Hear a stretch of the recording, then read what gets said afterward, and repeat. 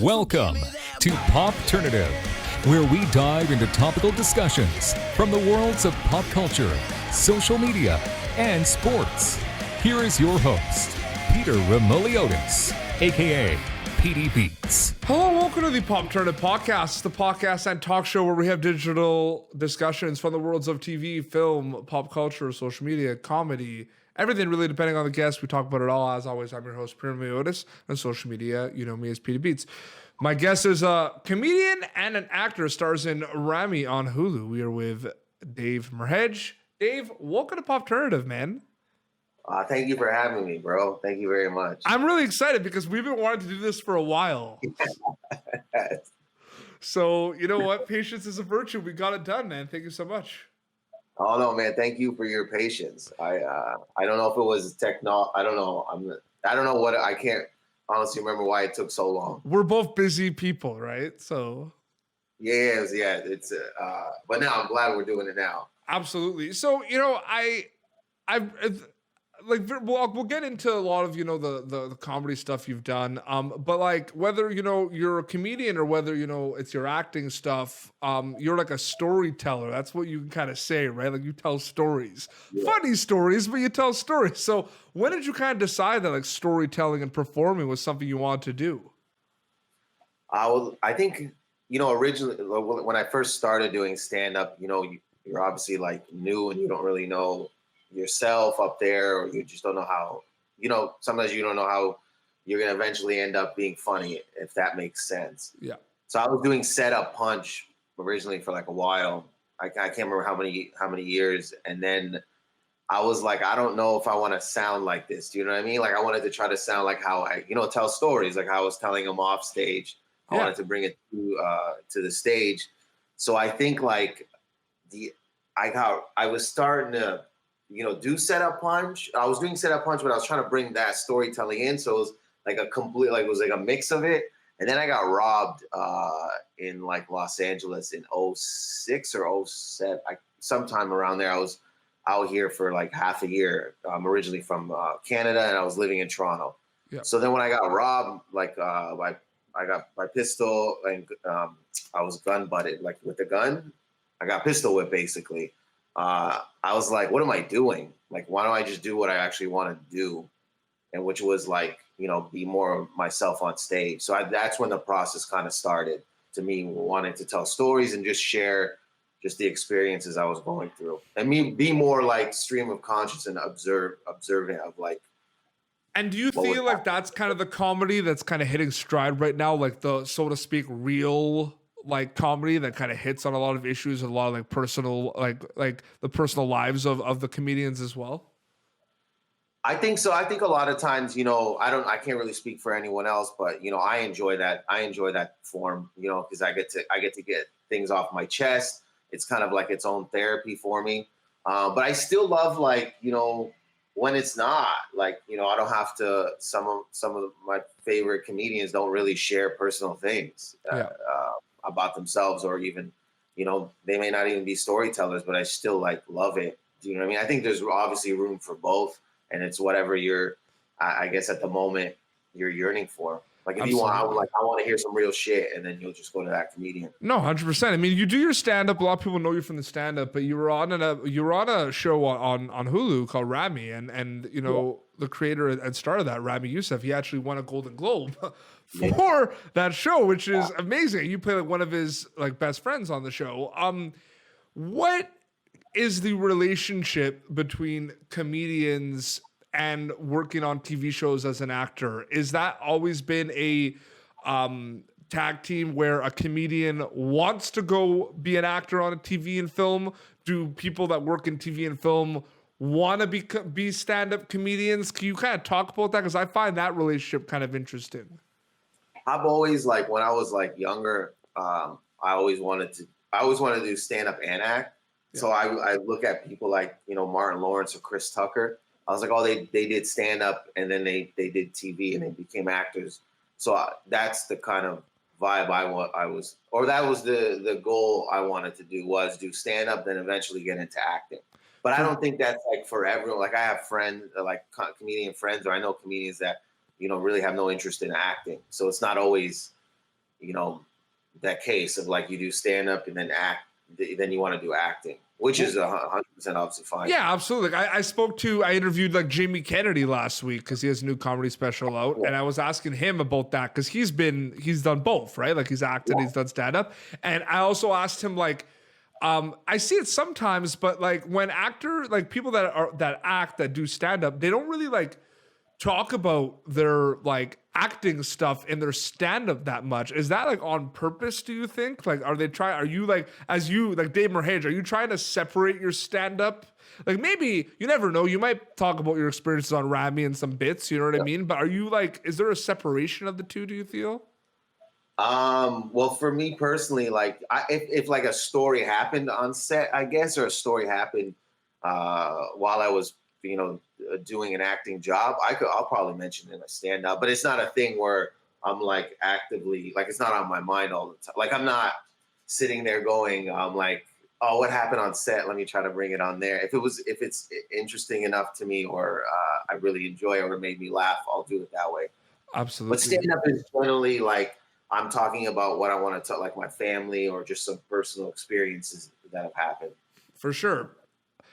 A lot of streaming platforms showcase stand-up comedians a lot, especially Netflix as well. And you were featured, I believe, on a stand-up special that was on Netflix.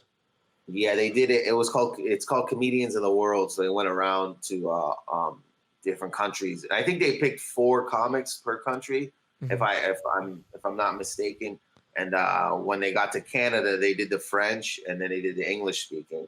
So I was a part of the English speaking. It was myself, Deanne Smith, Kate Trevor Wilson, and Ivan Decker. So if you get a chance, it's in the Canada section. They're like half hours, and I would check a lot of them out, but especially the Canadian ones.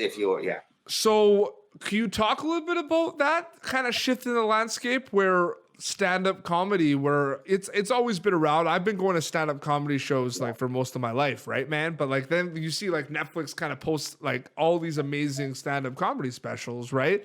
And it's kind of like it's more accessible, you know what I mean? Do you know what I mean a little bit? It feels like stand-up comedy wasn't as accessible as it was like now, you know what I mean? No, it wasn't, but it's a good thing, and people, will say that it's like, you're saturating the market, but, you're just giving like talented people chances to on a platform that they would not normally get. So why not keep putting them out? Obviously people are not tired of watching them, or people are not tired of watching content at all. Like they're, I guess you'll get into that conversation where people are like, that's too much, but I don't think so. I personally don't think. Absolutely. I think it's great. Getting back to Ramy, because I love that show, and I actually like when it was announced that he won the Golden Globe, I was like, yes, like I actually like said that. You know what I mean? I'm sure you kind of had a similar feeling. You know what I mean? Well, I was in Vancouver doing shows on the weekend. So when I landed and I turned my phone on, that's how I found out. Amazing. Like I was like, and it was I had called a mutual friend had called me that we were both, and we were just, it was dope, dude. I was going through the airport. I'm like what an amazing thing, for him. And he's worked so hard. He's very talented, and he put together an amazing show. So why not get rewarded for it? Is it safe to say that Ramy hit stride with the audience because it's a real show? I mean, this is a show that he kind of created about, his life and about his, like social circle and his family, and it's real, you know what I mean? And he's able to kind of touch on that. Do you feel like that's one of the reasons why shows like Ramy are very successful, because they're actually touching now more than ever on like real life, essentially? I think also too is like, you can look at his character and you could obviously, we've all gone through things like that. People connect to these characters. From what I could tell, or what people tell me, they really have a strong connection with each of the characters. As they may have gone through certain things in their life like that. They may have had a friend go through it. There's just that ability, and it feels like there's that ability where you could be like the uncle per se. I have uncles like that. So to me, like I can connect to that in a sense of like I've seen that, and is like very familiar. For sure. And it's one of those things too where, it's not perfect. Like these characters aren't like perfect. No, they're not. You know what I mean? They're not like, you watch a sitcom maybe or a show and they're trying to be perfect, or they're trying to become heroes. Like they're, you know how it is. They're trying to we got to make this person a hero per se, Yeah. but these characters are showing you their faults and that they're not perfect. They're making mistakes. For sure. As a stand-up comedian, you've done a lot of, shows, you've done a lot of tours, you've seen a lot of things, and you've met a lot of people, you've worked at a lot of clubs. I often ask this question, Dave, on my show about kind of misconceptions of the industry, and I kind of want to ask you. I mean, people look at you as a stand-up comedian and be like, oh, they know everything, they know how it works, they know how you come up with the material, they know how the club circuit works. What are some misconceptions in your eyes about the comedy landscape? Like, does it take longer to come up with your material? Is it quicker? Is there more improv? Is there less improv? You know what I mean? Is it like, are there less shows than you would think? Are there more shows? Like, can you talk a little bit about some things, spitball on top of your head? All of like what people, like an audience member will perceive. Like people will be like, oh, it's like this, right, Dave? You're like, no, it's not. No, like this it's not. I guess, like I guess people also, sometimes audience members will be like that everything is factual.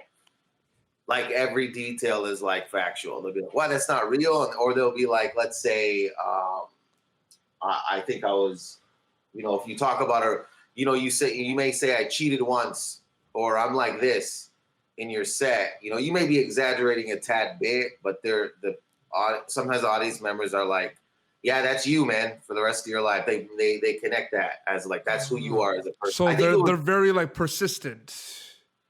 Yeah, I think I was like joking about something about like my personality, and I guess it was for that moment, and I was going through it for that moment. But then I would like, I would meet girls if they saw me at the show, and they would like, let's say we went and hung out and we started to see each other. They would be like, oh, you're like this though from your set, and then you're like, well, yeah, but I'm not like that all the time. Like, do you know what I mean? It's like you're putting up a little. Well, it's you're doing a stand-up act, so to speak, too, right? Yeah, but it's fine. You want them. It's dope that they may take it to heart. That's like, interesting. I never thought about that way, actually, because I feel like I've seen a lot of like stand-up comedians on like do their stand-up specials, right? And that's how they kind of show up in interviews and other things too, right? Like it doesn't seem like it's like a persona.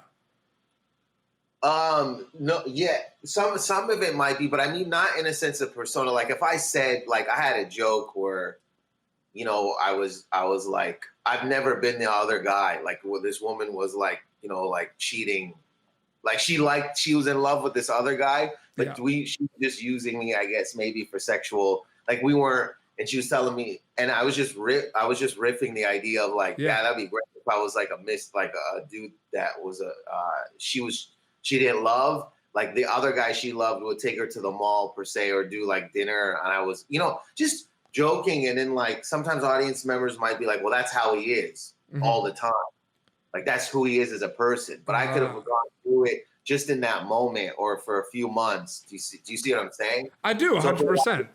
Well, I know. I see what you're saying 100%. I find that interesting though. Cause like usually it's like the obvious like misconceptions of like the comedy landscape and entertainment in general is like, oh, like Dave Merheje, like I've never heard of him before. This must be like the first year he's ever done comedy. Oh yeah. You know what I mean? Like he hasn't been doing this for that long. I just heard of him. Oh, that's another thing too, where that's a huge. They do that with everyone, even like singers, where they're like, yeah, they've been doing it for 2 years, and then you're like, no, man, we've been doing it for like 35. You know what's a really big one too, Dave? Pro wrestling, like professional wrestling. Like before they go to like the WWE or like make it, quote unquote, like it's like they were like working for like 13 years on the independent scenes. I used to watch wrestling more back in the day. But it's the same thing. Like, my best friend Patrick Hakeem, very funny comedian as well. Same thing. He would tell me these stories where these wrestlers were wrestling before they got to the WWE or AEW now, Yeah. right? They were on the circuit, I guess, and just hustling and grinding. So it's the same way with stand up and acting too, where you're working for like 25 years and then people start to hear of you and they're like, yeah, they just came onto the scene.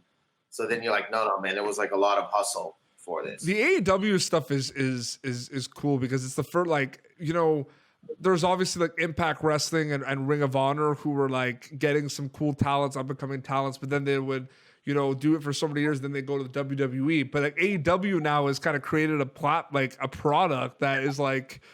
And I interviewed a few people from AEW like right before. Like I interviewed Darby Allin, and he did not like. He was like, "We are going head to head with WWE. Like we are taking them down." Like he said that in like the interview.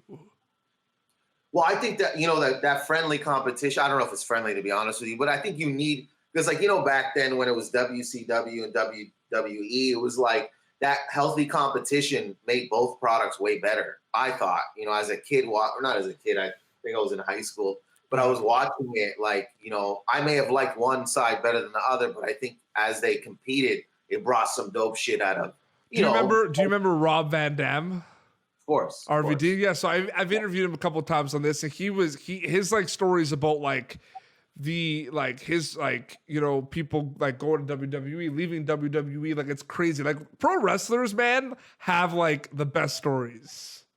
Oh, dude, I'll go into a rabbit hole on YouTube of like stories and yeah, I see that like the Undertaker says this, I'm like clicking on it. Yeah, no, it's so interesting as well. It is crazy.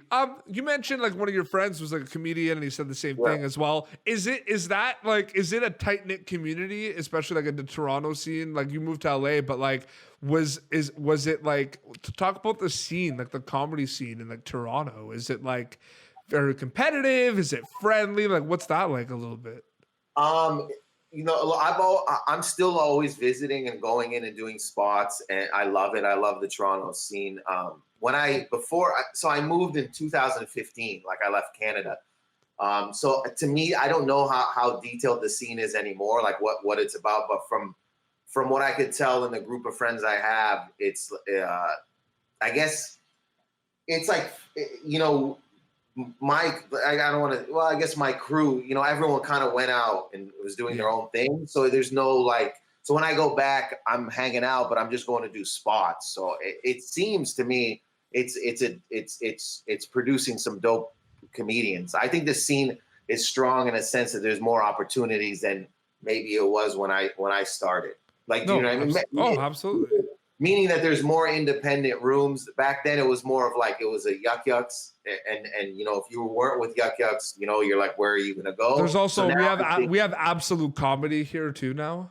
There you go, dude. So it's like so I remember Absolute just like pop, like coming onto the scene. And we were like if you weren't with Yuck Yucks, you're like, well, this is great. But now I feel like there's even more opportunity. So I think the scene got stronger in that sense.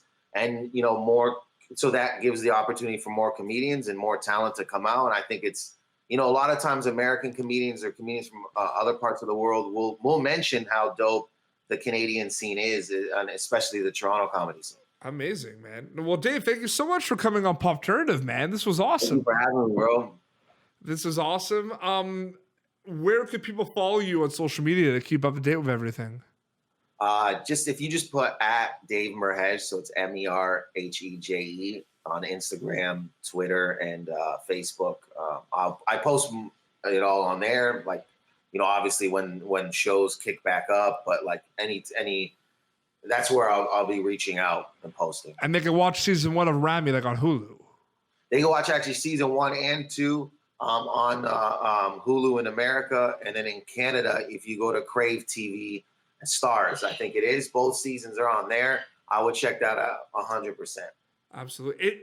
It's crazy that there's already been 2 seasons of Ramy. Yeah. Like I remember when it was like first announced. Yeah. Like it feels like it was yesterday. So yeah, I would check it out. Absolutely. Well, this has been Popternative, youtube.com/Popternative for previous episodes. And until next time, this is Dave Merheje and PD Beats signing off. Thank you for tuning in to Popternative. Make sure to check out our past episodes of Popternative on YouTube. Be sure to like Popternative on Facebook and follow us on Twitter. This has been an Autograph Communications production.